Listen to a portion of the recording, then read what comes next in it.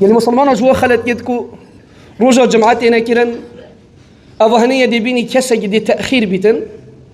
إدي مزجف دي برف تجيبوني باتشتن أو دي هيتن دي ملت خلقي جيك باكتن دي قصة ريزي دسبيك كتن فيري دو خلتي تينا كيرن يو إيكي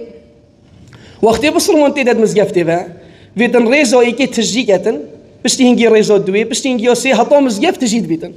يعني نوتي بيتن ريزي دسبيك خالي بن وبسرمان بشتي رينا خالي أبو هنيو خلته يو دويجي وقتی كو كسك هات نوتي بيتن نوف ملت خلقي رو بيتو بتشيتن سردم پیغمبر صلى الله عليه وسلم كسك هات وملت خلقي جيك بات كرن پیغمبر صلى الله عليه وسلم سر من بره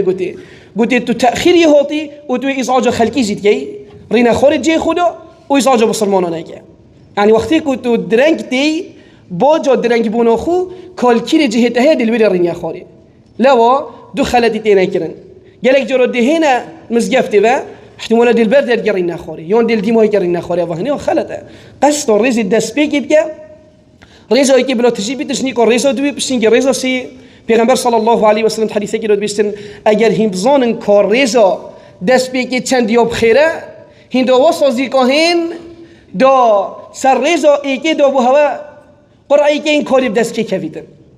هندی اب خیره یعنی دا مسابقه کن سر ریزا دست بگی و بشینگی و دوی بسی حتی مزگفت تجید بیتن اما اگر تو تأخیر هاتی همه کالکیر جهت هیا دو دیرین یاویری